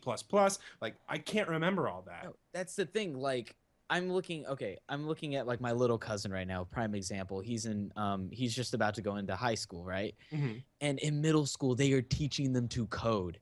And I'm like, where in Where the hell was was this that? when I was younger? For real. Like because look at our society. We are going like that's where we are going. That is where most jobs are going. Like okay, I'm going to say this right now. It's kind of political, but like for instance, the middle class is going away whether you like it or not. It is. Yeah. Period. You can deal with it in whatever way you want, but the middle class is going away. And teaching every kid how to code to become a middle class job is genius. It is, Indeed. and it's something It's that's so absolutely critical. genius. Everything, and this is something because I work in like doing backup engineering and that kind of stuff. So it's like every little thing, no matter what you do, there's somebody on the other end of that making sure that what you're doing is saved, making sure it's backed up, making sure it's ready to be thrown back out into the universe. And it's so critical that people understand how computers work because It even makes at the world go round. It exactly does, period. technology is so important and it kills me because I'll go to work some days and I'm the youngest person at my office, mind you. I by about, well, excluding the one person we all know that I'm not going to name names, but the one person we all know who's short and Asian, His name for suffer would be excluding short him. Asian. Love Yeah. that guy. excluding him, the closest person in age to me is about 15 years. And mind you, I'm 20, so that the next youngest person is 35. That's ridiculous. And so many people in my office struggle with technology, which kills me because it's a technology based job. But Which a is lot also of people crucial. in my office struggle. They go, well, I don't. Routinely, the person who sits next to me at my desk will go, how do you do this in Windows? How do you get the snipping tool to work? How do you save something as a JPEG in Paint? And I'm like, do I look like I know what a JPEG is? I just want a picture of a goddamn hot dog. No, I'm kidding. I'm kidding. But no, it just astounds me that the older generation, I know I told you I'd work it in and I did it. The older generation really struggles to kind of pick up computers unless barring the kind of person that when computers came out in the 70s 80s kind of time period, if they stuck with computers when they came out, because that's when computers were DOS and that was it, and you had to know how the meat and potatoes worked to actually do anything. People who didn't stick with that, they went, oh, that's hard, I don't want to do that, I'm just going to keep doing my thing. Those are the kinds of older people that we see these days that kind of struggle with basic computer tasks, like, I hit the Windows key and a thing open, what does it do? Can I hit the button and make it go, or do I have to? Can you just put Internet Explorer on and I'll install all these toolbars that are very clearly viruses, but I don't know because I think it's being helpful because I download lots of weird porn off the internet because I'm old. You know, it's one of those things. But it's very worrying. But I'm excited, tying it back to the topic because I know that's where you're about to go there, Nola. That's not where I was about to go, but okay. Okay. Well, let me tie it back real quick then. It's exciting to me to see that the youth, especially not necessarily in America, because you don't see it so much in America. You don't see a whole lot, but Which I mean, makes like, me it's sad. happening Wait, more than when can I I- was young. Can I Yeah. go ahead and interject right here because that's exactly Yeah, where okay. I was going. Okay, go for it. What I was gonna say is it's really good, like you're saying, to see that because actually I was literally about to say it's good to see that the youth in America are starting to do this because, in all honesty, historically, America, we've always really been behind a lot of that stuff. Like, there are so many people in America who need to have those jobs and need to understand how to use technology, but they don't get exposed to those opportunities because our education system is frankly terrible. I mean, I was very lucky that To a degree, yeah. well, it depends on Now where you have go. to pay to get a good job is. Yeah. But it's, you know, it's like when I went to where I went to high school, when I went to middle school and elementary school, I went in a very good area, and so there was a lot of high. I mean, I went to one of the best high schools in the country. Relatively. I'm nearly over. Let me just put on my monocle and top hat. Of Yeah, course, we're basically idiots compared to him. Of course, we're They're not. all stupid. We're not talking. I'm not talking like top 10. I'm talking like top 200. But when there's 200,000 in the country, you Yeah, know, I mean, that's What's a sad. JPEG? Anyway, what's keep a going. JPEG? But so I was lucky and I got the opportunities I did, especially with the opportunities to learn coding and to learn computer programming because I had an AP computer science class that I took, and I know that that's becoming a more and more regularity, but at the same time, there's not enough schools in the United States have classes like that, and so it's really important that people start to understand technology because even people in our generation don't understand technology. I know there's been As much as they should, yeah. one big thing Yeah. that I have found as of late is people don't understand how internet and privacy works on the internet. Oh yeah. No, okay. So- no one has no idea. Like old people are afraid of it because they're like, they're gonna get my money. Like, And I'm not even talking about like NSA stuff here. I'm talking about like people on Facebook that I have been able to find people on Facebook with Knowing a few details. with very little information. Yeah. Well, and it's interesting that you say that because last semester I took a math, media, and society class where, you know, we kind of learned about how the media has influenced how we are as people and all this kind of stuff. And we had debates. And one day there was a debate about net neutrality. And it was so very clear. It was a 20-minute debate, mind you. Each side had 10 minutes. But it was so very clear by the end of it. And actually, in the first 2 minutes of each person, not even first 30 seconds of everyone's arguments, I was like, it's very clear you have no grasp on what net neutrality is, nor do you care what net neutrality is. which is sad. Yeah. Nor did you even read past the first sentence on the Wikipedia article and then go, oh, I got it, no worries. And I said that when the teacher sent them out of the room and said, what did you guys think? I immediately raised my hand and I said, it seems like they skimmed a Wikipedia article and said, I got this, it's fine.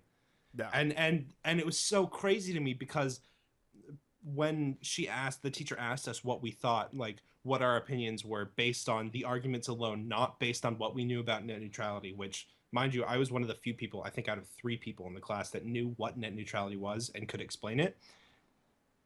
Based on their arguments alone, everybody's going, net neutrality is bad. It's a bad thing. And I was sitting there and I was like, I am shocked at the level of ignorance that is in this room. And so is my teacher. She wasn't going to say it, but you could tell in her face. She was not just happy. like, she was like, oh, these kids, how do I reach these kids? But it's very true because I mean I made a whole post back when net neutrality was a big point of discussion. Back A when whole- SOPA was a thing. Well, no, after that, when CISA? no, CISA. was that it? CISA. I don't know. But they, there was they snuck something in on a NASA bill Yeah. though very recently, Yeah. and that pissed me Yeah. off. Yep. Comcast was it was when Comcast was the big deal about Comcast slowing down Netflix and charging Netflix charging got pissed at them. Netflix. Oh yeah. And that's when the really like Tom Wheeler stepped up and said, "Hey, wait a minute, we need to hear stuff about net neutrality again." And I didn't trust Tom Wheeler because Tom Wheeler is a former cable lobbyist, but he's actually done some good. I think definitely he's done a lot better. But the whole idea where that during that period about a year ago or so, where they were like, we're taking comments, I was very much like, people, please understand that net neutrality is one of the most important things, one of the most important topics of our generation. The fact is that every piece of data is equal, and you should not be able to charge, you should not charge extra to get data faster. That There needs to be rules. There, period. There needs to be guidelines as to how, this all operates. Like there has to be, and there's not, and that's what we need. But no one. But here's the thing, though. No one wants to have that conversation because they don't know what they're talking about. And on top of that, companies like Comcast have so much money in every politician's pockets that nobody's going to do anything about it because they don't want to risk their families' lives on going, maybe this is the right thing to do. Maybe Comcast is full of shit. I guess it's Satan. I have It never Knock me really off is, now. Do it. I dare you. I have never been because one of the things actually it's something I've sort of realized recently is that I've never been one to be like to go out and be like I'm interested in going out and protesting things. I've always been very much a person who's like, yeah, I support your idea, but I'm not going to necessarily fight for your idea. And broadband providers, data caps, net neutrality, this is the one topic where I will stand up and say, Comcast, go to hell. Yeah, for Because real. you guys are, data caps are ridiculous. They are outdated. They have been outdated. You guys have made so Look many at cell poor phone business. companies. There have been so many poor decisions made by these companies, and like I said, that's not something I would say a long time ago about many topics. But as I come to learn about it and come to realize that a lot of crap is happening, those are topics that are very important to me because I do very basic stuff and yet somehow manage to go over my data cap, and that's ridiculous. 300 gigabytes when game downloads are becoming 60 plus 50, Yeah. 60. That's 5 games. That's 5 games in a month, and that's ridiculous. Like, well, here, And let that's me. not even factoring doing anything else. I'm gonna Yeah. pull up my data usage over the last few months because it's absurd, and I recently decided to bite the bullet and pay for the unlimited internet data cap thing with Comcast because it's actually cheaper for me to pay $35 more a month than to pay the almost $100 a month more that I was paying to. Oh shit! I don't remember my password. What Oh, I'm this is what I'm bad. hoping for in the future, in the not so distant future, is Google Fiber is coming out, and hold I'm on, just guys. like, I'll be back in a second. if You guys keep talking. I'll be back in a second. okay, but anyway, like one thing I really hope Google nails this I hope they nip it in the butt really hard. Dude, they're I doing hope- really well already. They are, and here's the thing though, I just hope that they don't let power get to their head and end up like another Comcast. See, I don't see Google doing that because Google already has power. Well, They're Google already basically one owns of the world already, Google owns but yeah. everything. So I don't really see I feel like they're gonna do the same thing they've always done. It's pretty good service. And the Limited thing strings about attached. I hope that they're Yeah. just really, really. Here's the thing. I'm not asking for just a better service. Mhm. I'm asking for the right service, yeah, and that is that, like A better package you want, everything that Comcast isn't, yeah. and they everything need it to is. do that. Every good And thing everything it is at the same time. But those things that they need to be the right version of it, Yeah. not a better version of it. Like The- I don't want to take like little like bullcrap baby steps to that point. I want there to be a definitive line of this is where we need to be right now.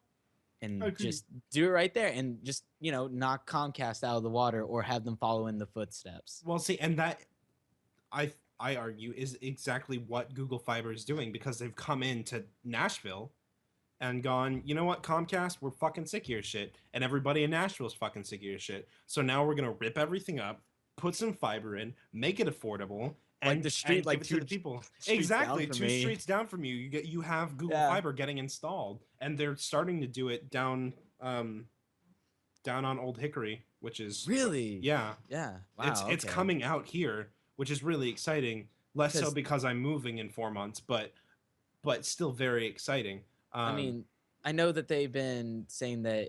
I think it's going to stop right short of Brentwood, if I remember correctly. yeah, something like that. Which is kind of kind of weird. not a good because, idea on Google's part, because that's where a lot of Nashville's population actually lives. Yeah. That's also where the money is. Yeah. That and Franklin. But Ooh. But you know Franklin. what? As somebody who's in the area that, there's it's gonna be being fiber, installed because we live I together. don't care. Exactly. Me and Shondor live together. Like, it's just. It's very exciting, and I think Belmont is gonna swap over to Google It Fiber. makes actually. sense. It just works better for their uses. It's cheaper too, I'd imagine. Yeah. Okay, so to show you how important having unlimited data is to me, in the last 3 months, I used 677 gigs, 433 gigs, and 451 gigs, and that's just shared between 3 people, 2 of which are never home. Yeah, That's ridiculous. This month alone, and mind you, we've only been here since the 6th of this month, right? Mhm. This month alone, I've used 658 gigs in my household. 658. If I didn't, let me calculate this real quick, because it's $10 every 50 gigs, right? If I didn't have unlimited, let's see, that is 7. I have to, this is 8, so That's 8 times 10. That's $80 added to my already $80 bill. It's $160. Whereas right now I'm paying $105 to have the unlimited data cap. that's absurd. It is absurd. It's just outrageous. And the concept of paying $10 for an extra 50 gigs that cost Comcast like literally a fraction of a fraction of a fraction of a cent to dole out is absurd. Oh, it's ridiculous. You know what it is? It's a monopoly. It is a monopoly. No, it is a because It's monopoly. 100% a monopoly. especially my location, you can't get AT&T out here, and that's it. Those are can't your get options: Xfinity. Comcast Yep. and AT&T. See, back Yep. home. No, for me, Uverse. The same- Comcast is Xfinity. You guys can hear me, See, right? back Yeah, Yeah. yeah. See, Okay. back home for me, you have 2 options. You either get AT&T or you get Xfinity. I do not suggest you ever get AT&T, because guess what? They pull the exact same bull crap that Comcast does on They you. also have slower speeds. Isn't their max speed like 7 megabit? 25. No, they knocked it. No, 28. they knocked it up to Oh. 56, I think. 50 Either Either sounds way, right. it's up to 56 is the thing.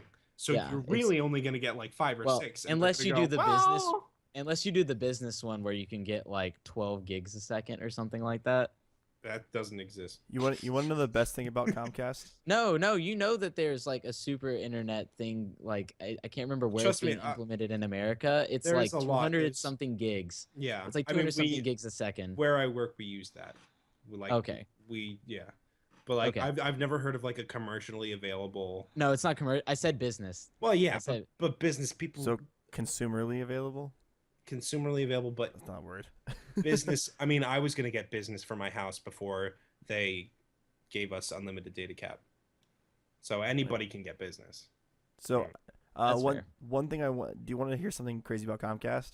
Sure. Yeah. I So love how this started at Minecraft and now we're on Comcast. So Google Oh, Google well. Fiber That's is what it's about. is putting pressure on Comcast. So Comcast is coming out with a 2 terabyte service, or What? Two- Is sorry, it like don't- $1,000 a month though? hold on, 2 gig. It's 2 gig service. So Google Fiber costs $300 installation fee, and $79 a month for a gig. But Comcast, what? hold up. Yes. But with that, if you buy the 70 or the gigabit speed a month, you don't get charged the installation fee. You only have to pay the installation fee if you do the free 5 gig or 5 meg service. 5 megabytes a second. Okay. Well, Yeah. anyway, I'm gonna do the gig. so Oh yeah. crap. Oh definitely. So Comcast says, well, we're going to come out with a 2 gig service, and we're going to give you twice the speed. So great, great thing. It sounds great. Like Comcast is actually doing something useful for once. No. $500 install fee, Yep. $500 activation fee, Yep. $300 a month. Yep. What the hell is an activation fee? It's Yeah. where they come in and they plug in their little thingy to your That's coax, ridiculous. and they go, It's the "Huh, same. works It's that fine." same bull. No, it's I the can same. do that myself.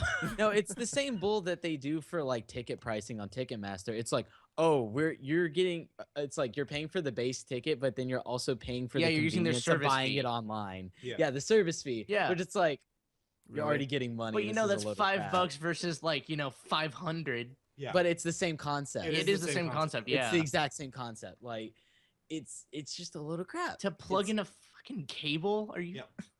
But so No. anyway, real so quick, yeah. Nola, how are we looking on time?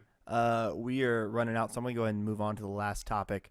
I'm Okay, sorry, cool. guys. I'll be Okay, right one last back. thing. Comcast is Satan. Moving on. Let, yeah. let me go ahead and I'll be start the back. next topic. Can you wait 1 second? Like, go ahead and Yeah. start the next Yes. topic. Okay. Yeah, So go. our final topic, which I just wanted to. So one thing I want to start doing is kind of, since we don't do videos like Review Tech USA or Jim Sterling, we don't like have videos talking about one topic. We sort of throw everything in the podcast. Something different I'd like to maybe start doing is have at least, and we kind of started it last week, but have one topic that sort of discusses a specific topic like that, but do it in the podcast. So the topic this week was actually one that because I found an article about it. It was posted on the gaming subreddit, or the games subreddit. It's about multiplayer only games and why they don't work as well.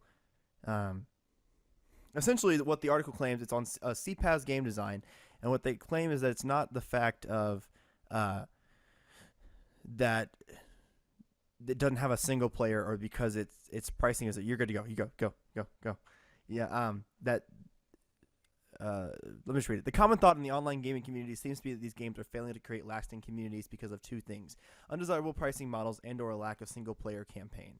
And the whole rest of the article goes on to talk about how it's not those two reasons, but it's game flaws. So I kind of just wanted to bring up like flaws in the game itself. Well, okay. Here's the thing. The idea that single player games do better than multiplayer games is a load of crap. I'm going to say that right now. It's 100% full of it, because I want you to look at the biggest game in the world right now, League of Legends, period. I'm not a fan of the game, but guess what? It has a bigger player base than any other game by an exponential margin. Oh yeah. I think isn't it like 60% more than like second place or something? I don't even know. It's something like that. It's ridiculous. And it's a multiplayer game. Counter-Strike, one of the biggest games in the world. Multiplayer game. Dota 2. World You of name Warcraft. it. World of Warcraft. MMO. Like, it's a multiplayer, like, multiplayer only games are what is shaping gaming right now. Yeah. I mean, like, don't get me wrong. Single player games are fantastic. I'm a big fan of The Last of Us. I like Fallout. Fallout I 4 like is Mass Effect. fantastic. I like Mass Effect. Like, all these games are great. All these games are great, and everyone plays them.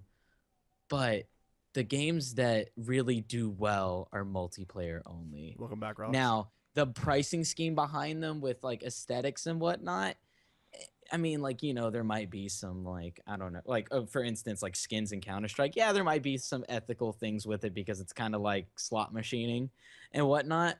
But at the same time, it's like these games do well for a reason. Yeah, and so And to say that single player games do better than multiplayer games because of flaws, no. The only reason why people notice flaws in multiplayer games is because they're on them for hours and hours on end. Most people I play with in Counter-Strike have over 1,300 hours. Period. Well, here's the thing that actually, I don't think I was clear, because what you're saying kind of actually, strengthens their claim. Yeah, because you're saying that Counter-Strike, League of Legends, they're great games. Why are they great games? Because they're designed well. They're designed to be multiplayer games. They're designed to be Yes. competitive. That is their purpose. Yeah, but this particular article is talking about how games like Titanfall and Battlefront, why are they kind of already falling off? Why are they dying so quickly? And Because they're not free to play. well, that and Or they're not cheap. It's one of the two. well, so yeah, I don't know. So I don't really want to be too much about the article. I just kind of wanted to see what our thoughts were on multiplayer only. That was kind of my idea. I mean, we can go off the article if you guys want. It doesn't matter to me. Here's my thing about multiplayer only games. And the ones that I've seen be successful are, and note that I've played all these, are games that are, or at least most of them, are all free to play or they're dirt cheap, like Counter-Strike. Counter-Strike is $15. $15 for a game that most people put at least 1,000 hours into. See, That's the thing absurd. Is, I only have that game for Gmod though, so. Yeah, but it's like here's the thing though. It's like I'm trying to go back where I was going with it. What were you saying before? I lost where I was going with this so badly. Sorry. I don't But- even remember. You were saying that what strengthened it. Oh, okay. And Game design, basically. Answer my So question. the games that are the multiplayer games that are successful are the ones that are either free to play or they're dirt cheap to buy. And once you get them, you don't have to spend money on them again, Agreed. Except for World of Warcraft. except for World of Warcraft. But But that's just that's the an exception to anomaly. the rule. that is the Yeah. anomaly. Well, I mean, here- it's here- also an MMO. It's a different type of game. I was gonna say it's an MMO. It's Yeah. an MMO. It's not a strictly competitive game like Counter-Strike or League of Legends or Dota. They're not. Now, you look at a game like Titanfall. Ugh. Oh, whoa, I mean, hey. It was I okay. It was a enjoyed it. cool concept. hold on, let me- poorly executed. Can I talk about Titanfall first? Now that you've brought it up.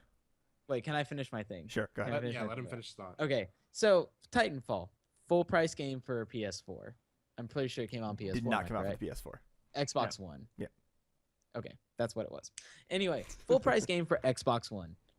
Okay, so you invested $60 into it, right? First of all, you are making someone invest $60. You are making that person make a commitment already. You're forcing them to make that commitment. The reason why people keep coming back to games that are free to play or don't have a subscription fee normally or like are dirt cheap, the reason why they play them is because it's not expensive. And that's why you get more traffic towards it. That's why they do so well. There's nothing to And- lose by trying it out. Exactly. There's nothing to lose by it. The only thing that I could do for Titanfall when it came out was play the demo. And guess what? I couldn't play it after a week. Yeah. So here's the That's- thing with Titanfall. Here's my thing with Titanfall. First of all, I'm a huge fan of Titanfall. Titanfall for me, like you said, Rolex, it was a cool concept. It was something slightly different from like it was okay. It had God elements. stole it.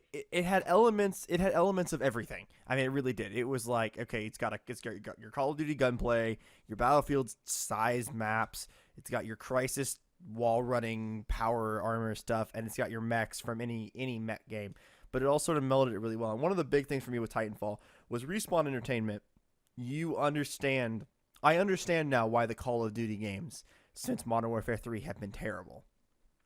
The ones not Treyarch, because all of the Infinity Ward's good talent went to Respawn, and Respawn felt like They got cocky. Yeah. They got cocky. They Well, did. well the way we got to remember this is EA too, but Well, yeah. but the best of Infinity Wards. Wow, Alex. But Screw you, the best talent went over to Respawn, and you really got the feel that the map design was fantastic, the gun balance was fantastic, the gunplay was great. You got for me, it definitely revisited that COD 4, COD Modern Warfare 2 feel that I loved so much growing up. It did. But it didn't. I wouldn't even say that it's necessarily the lack of single player campaign really killed Titanfall. It was the lack of content. I mean, there were like 6 primary weapons, which is great. Like when Battlefield 4 has, I think I was watching a Jack Frags video the other day. He counted and it was like 87 primary weapons you can spawn with in Battlefield 4. Like that's too much. 6 weapons is good when it's a multiplayer that is part of a game that It needs it's to part be of the balanced. package. Well, not Yeah. even that. It's just well, I guess balanced by as in like by other content. Gameplay balance. No, Oh. balanced as in like gameplay. Like having fewer guns makes it easier for the developer to. And To plus, then maintain people kind don't. of, Also, then people don't complain that like for instance in Call of Duty, like in Black Ops 1, the FAMAS was the giggles. it was that was it. It was the gun that you used. And people got mad about it because it's like, oh, look at all these other assault rifles and submachine guns that you could use, but all you ever use is the FOMAS or the AK-74U. This is the best And, one. and then you look at Counter-Strike and you just accept the fact that the AK-47 is the best rifle in the game. And that's why you strategically get it. But Like, I don't know. I feel like putting on a lot of content like guns, it kind of hurts a game in a sense. oh yeah, but I think one of the biggest problems for Titanfall specifically was, okay, in any other sense, you know, like the whatever 10 guns, however many it was, 10, 15 guns, I don't remember exactly, but that wasn't enough for a game that literally sat on the foundation of the game was playing multiplayer and unlocking things in multiplayer. Well, wasn't even the single player campaign actually multiplayer? It had no single player campaign, which was funny because if you read a Game Informer article, this actually kind of annoyed me. There was a Game Informer article where they discussed that Titanfall was going to have some sort of single player mode, and that didn't make it into the final product. But yeah, so the campaign, all it was little cutscene, map, game type, little cutscene, map, game type. And it was a cool take, but the problem was they didn't put all their resources into making a fully, because you like, if you did an asymmetrical multiplayer campaign, I think it could be a lot of fun. But when you just make a campaign by, oh, here's a map, here's a game mode, let's put them in together and put a cutscene, that's not a campaign. That's not good content. That's just stupid. And Yeah. so when There's the game, literally nothing different between that and matches. Yeah. yeah, but when the game dies in 2 months because everybody's bored of it, because even with making all the map packs free, you know, you've got a lot of things, and of course, you got a lot of things that you're missing because there's nothing to do. Mm-hmm. And so I think that was really one of the things that killed Titanfall really quickly. A lot of people also, I think, blame the fact that they put AI minions. Also, here's what also hurt Titanfall, and I'm gonna compare it to League of Legends, for instance. And Legends! and it goes back to the pricing, okay? Titanfall, $60 for that little content. League of Legends, free for all that content. In perception of the consumer, it is more advantageous for them to invest in League because it's less of a risk. And that's why $60 full price games don't do quite as well as these other ones. Rolex, what are you doing? Cheap. What are you doing? Definitely not eating a Sour Punch straw. Oh my gosh. But anyway, He's sitting behind his mic like, you can't see me. you can't see me. I'm just gonna eat this right now. I'm just gonna shove it in my mouth. Oh, But baby. anyway, God, you slob. Anyway, Okay, hold up. I muted my mic, and I hid behind the microphone. You couldn't even see me put it in my mouth. oh, I didn't even know you muted it. I thought you were just hiding. Yeah, I was like, no, why am I not muted hearing my mic. anything? Yeah. I've been Dude, I muting my couldn't mic see on and him. off. His time was now. I've opened up a can of Coke. I've been making all sorts of noises. I mute my mic anytime I'm not talking. Yeah, but I don't anyway, have that ease of operation, unfortunately. That's So a hotkey, bruh. that was a good point. I could do that. But Yeah. anyway, so what was I saying? But yeah, I think that's what hurts multiplayer only games, is that the only ones that really get hurt are the ones that go at full market retail price, which is $60, because you're making people invest in it. The way you keep people in a game is by being like, this is low risk, I can play this whenever I want. And you're not obligated to play it. Yeah. So Well, And that's what makes people want to do it. It's kind of the same concept of why I don't read much anymore.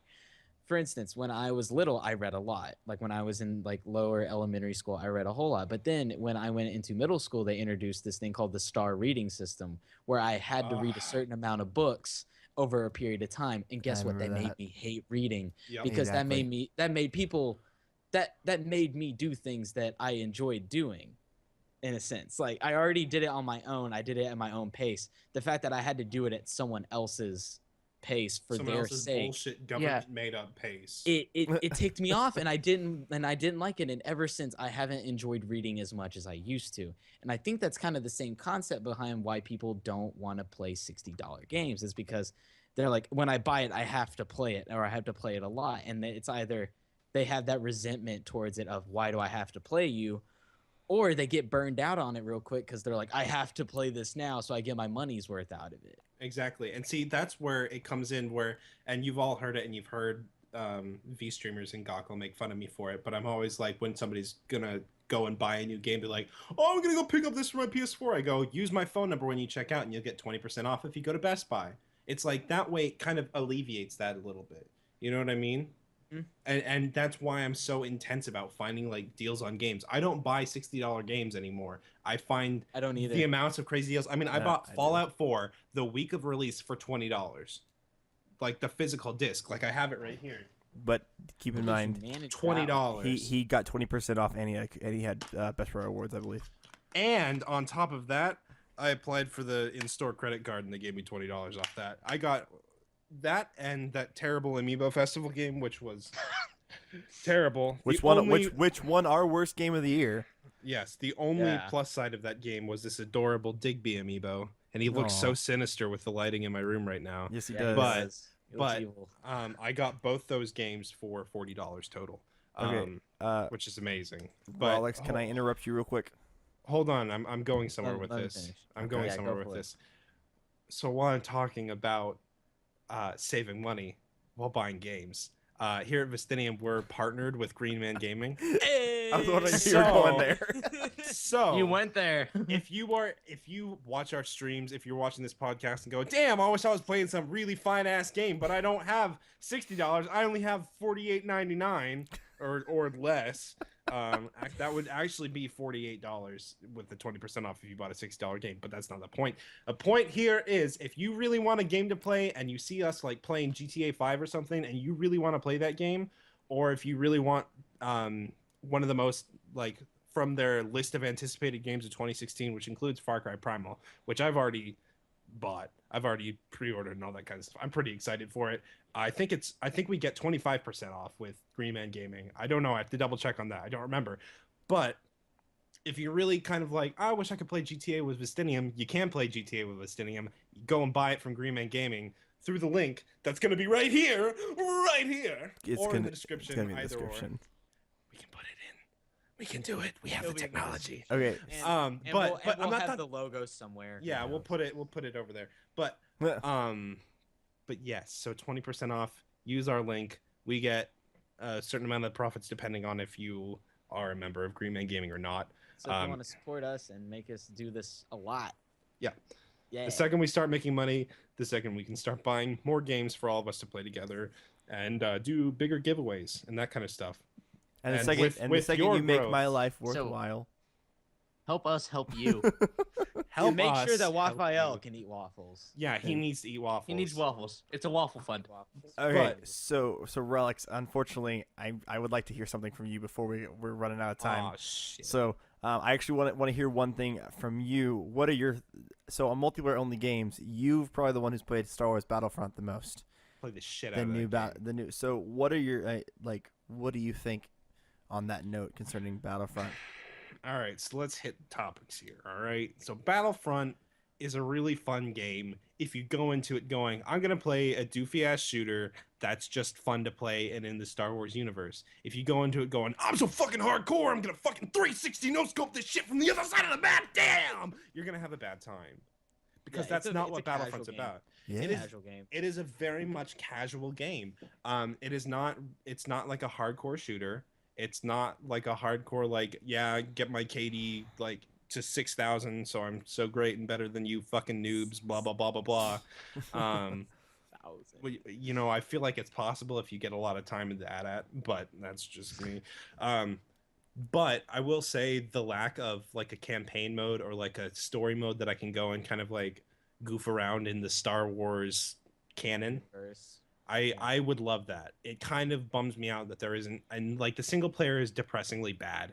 It's just wave battles. I hate wave battles. I don't play wave games at all. I hate them. Like So wave you don't play games- zombies? no, I don't play zombies. I think it's dumb Oh, because I like progression and there's no That's fair. progression. There's Yeah. just this gets harder, this gets harder, this gets even harder. Here, Until you now do it with a die. shitty gun, and now you're dead. And it's like, well, what was the point of that? Because I really just got a bigger number when I could be playing a different game that's advancing me in a story, and I'm getting more immersion into a real world. It's the same concept as like Galaga Well, yeah, exactly. or But Space Invaders. and or on anything top of of that nature. on top of that, and this is a beef I had with V streamers. As in we both had the beef, not I had it with him. He hates V streamers. Thanks for clarifying. When we He absolutely hates them. streamed Battlefront together, we did some of the single player campaign, big air quotes, and it's just so poorly designed because the maps are big, and you only get like 5 or 6 stormtroopers that you have to kill. And then on top of that, when you get deeper into the waves, they're TIE fighters, and you get like one cannon to take them out, and then they can destroy that cannon if you're in it for too long. They'll send torpedoes at you and it'll blow up. So then you can either stay on foot and wait for your special ion torpedo to charge up and maybe hit the TIE fighter. It takes forever. We had to end up shooting one down with a pistol. It was dumb as shit. Wow.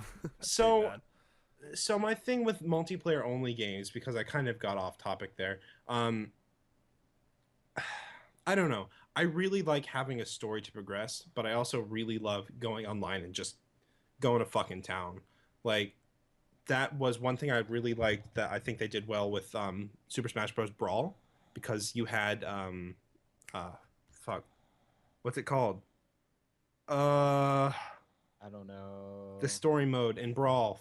Fuck, I was just talking about it earlier today. Brawl. We know what you're story talking mode. about. Yes. No, I Yeah. have to know the name. It's gonna bother me. Subspace Emissary. Subspace Emissary. It's a story mode where you kind of go through and you get the feel for all the characters that forces you to play as the characters, so you understand the mechanics of them and all that good stuff. It's really cool. It's kind of like a single player campaign, but you can actually play multiplayer if you wanted to. And then you could go online and fuck shit up, and it was fun. So I think there is a place for multiplayer only games. I'm not the biggest fan of them.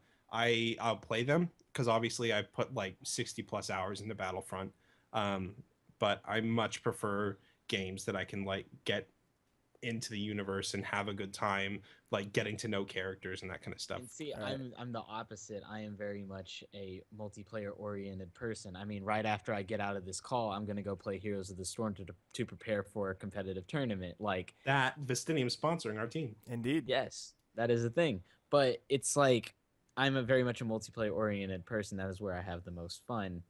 But here's the thing, though. Like I said, you can't force people to be multiplayer gamers. Yeah. Indeed.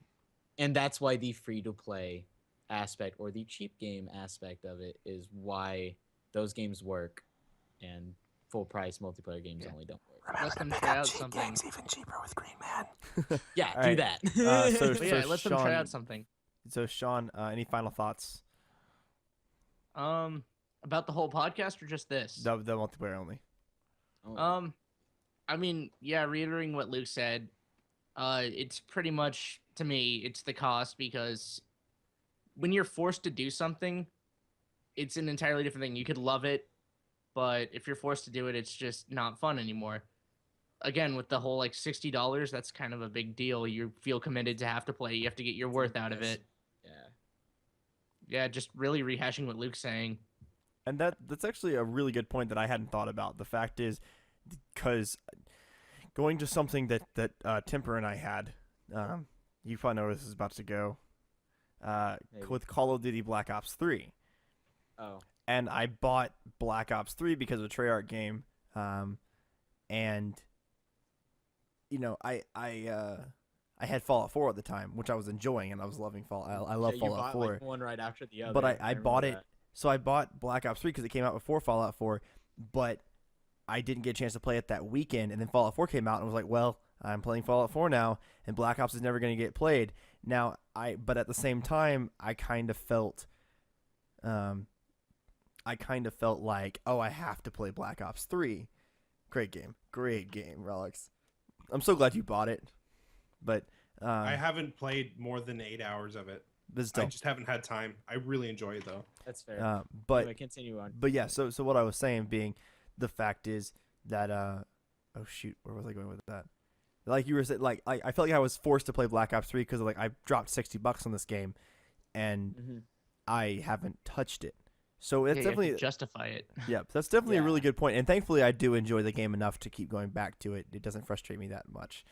And you have me that just doesn't want to buy another Call of Duty game Yeah. until they impress me again. Like And last then one me, I bought. who's never bought a Call of Duty game. And I mean, like, you're not missing out. I mean, like I've said it before, I'll say it again. Advanced Warfare caught my attention because of the different type of gameplay. But then after I played 50 hours of it, I was like, I'm done. Yeah, You had enough. You had I your had fill. enough. but I had my fill of it. I got the nostalgia with a little bit of new taste, and that was it. Like, all that's how right. it was. So guys, that is going to be it for today. I Thank don't you- want it to be over. How Thank can you I for- watch more? How can you watch more? Well, there's a nice big subscribe button in the bottom, like down I'll be there Rolex for a below second. you. Below Maybe Right that here. way, Right pick that fucking way. here. And the Factually Opinionated podcast Yeah. will be coming out every Every week. Monday? Every Monday at Monday. around 3 p.m. Every Monday? What? every Monday That's so much information. about around 3 p.m. What a way to start the week. I know, Oh my right? God. With all this, with Whoa. our beautiful shining faces just talking to you. And if you guys want to suggest possible topics for the next week's podcast, put them in the comments below. Put it in the comments. Do it. So, Where I am. and yeah, so a couple of other things people should know. Remember, check us out on twitch.tv/Vestinium. Link is in we live stream Mondays, Thursdays, and Saturdays. a lot.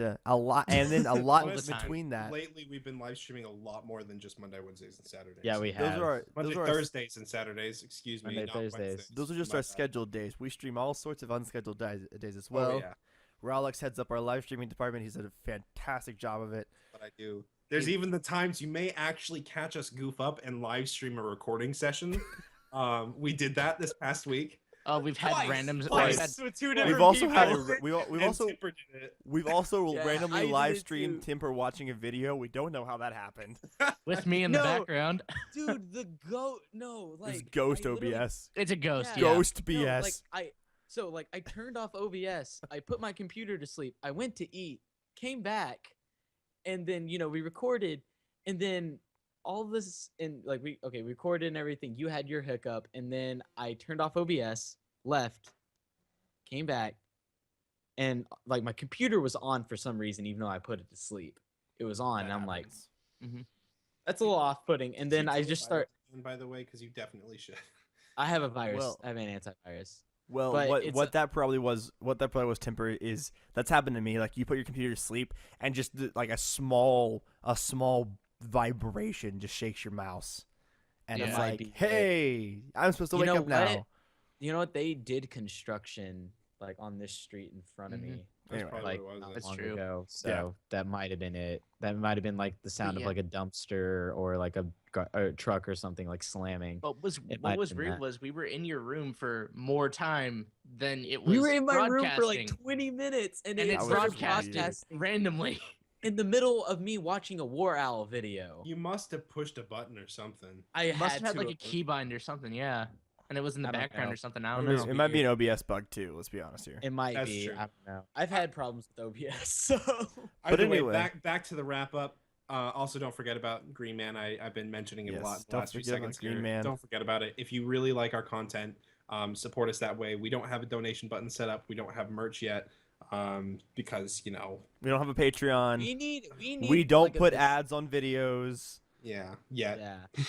Dude, and do yourself a favor and get The Witcher 3. You can also put your Jesus your Christ. credit card information, your Your social security email, number. your password, your mother's maiden name, your mother's Well, your If father's you type your first middle password, name. if you type your password, it's just stars, right? So you type Yeah. it in. It just shows Hunter too. Works the same way with your credit card don't actually and your don't security code. don't You actually need that do part. that. And the Yes. date. Alex I is just being thought a about troll. this.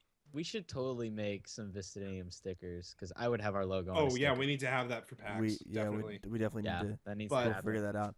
But that's Anyway. not something we need to talk about right now because this is the podcast. But look for us. Love you guys so stuff's much. happening. If you like the podcast, be sure to hit like, hit that subscribe button. If you didn't like it, Leave. You know, this is the trick that Timper and I were actually talking about in our Who's Your Daddy video. Which The trick that'll with be out. if you really dislike a video, I want you to hit the dislike button. Then I want you to hit it again to make sure, because it's a verification thing, right? You don't dislike it until you dislike it again, so it verifies it. Yeah, right? and then you have to hit the like button. Yes, you have to hit the Exactly. thumbs up button because it's saying yes, I approve. I have verified it, and now I approve that I'm disliking this video. And then And you click the you giant click red subscribe X, afterwards too. giant red X at the top of the screen.